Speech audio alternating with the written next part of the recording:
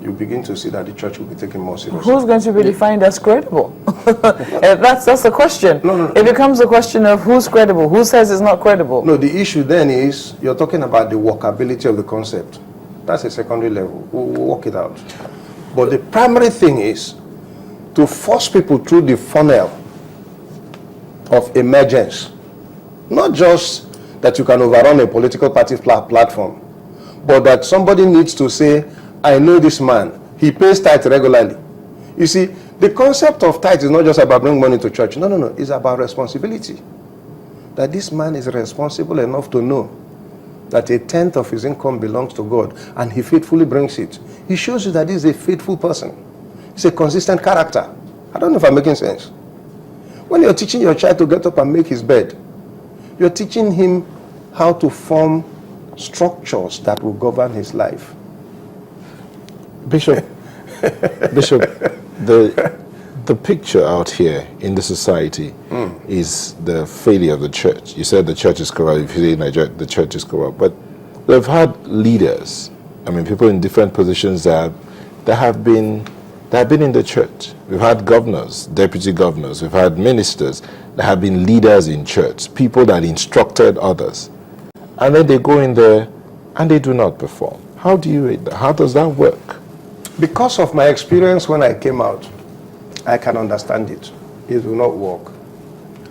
There is a critical mass you need to be able to be effective in the issues of governance. For instance, I'll give an example. If a born-again Christian, fully, truly born again, speaking in tongues, faithful, good character, emerges as the governor of Lagos State, you have a lot of problems. How many people in the civil service will toe his line? How many people in the state assembly have his conviction? How many people in the House of Assembly, the judiciary? Because you see, governor can actually declare what he wants, and there are people under the line who will kill that objective. So there's a critical mass that is necessary for this thing you're discussing to become a reality. And the church keeps running back. So does that mean the principles are not the same? Which principles? The principles of church and... The principles of law and the principles of faith. The underlying principles of faith in terms of be honest, to do what is right at every point in time.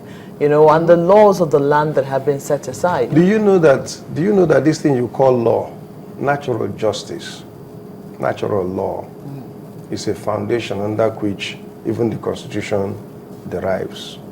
And it is the same principles we are teaching in the church. Because really, Scripture says that the Spirit of God has been poured out upon all flesh. You cannot sin by accident. It's a premeditated action, and you've done something wrong. So what I'm saying is, all of these teachings is just reminding you of what is already in there. Now, why it does not work is that in implementation, let's take a typical example so we can be realistic. You make somebody chairman of an agency that monitors maybe performance. Or payment of taxes. Payment of taxes, fantastic.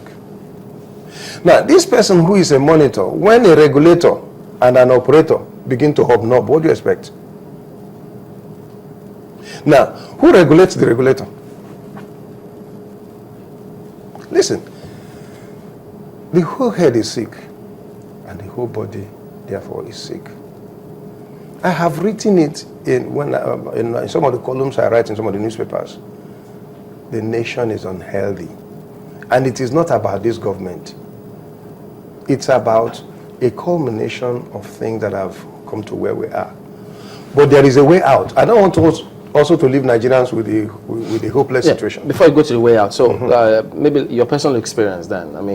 How do you then deal with other members of your church, members of your church who are members of other political parties? Don't they see sometimes when you say certain things, don't they think, oh, because you're a member of PDP? You must be careful to allow people to be what they choose to be. I'm not a holy policeman. No. In fact, the hallmark of gentlemanness is that you allow all shades of opinion. Being a spiritual person is not praying in tongues or some hocus pocus, some funny things. No. It's the fact that when you are in the midst of all manner of people, you allow everybody to be what they want to be. We have people who don't even believe in politics in our church. We have people who believe. We have people who say it's AC. APC. We have people who say it's PDP. In fact, it's better. It shows the different colors that God that God has. God has different colors. Okay, so tell us that part. What's the way out? The way out of Nigeria is let's trust God. Before I say that, let us also appreciate that people have made contributions. I don't believe in running down everybody. No. People are trying. The political process is evolving. What it is today is different from what it was in 1995. It's evolving. Let's continue to evolve.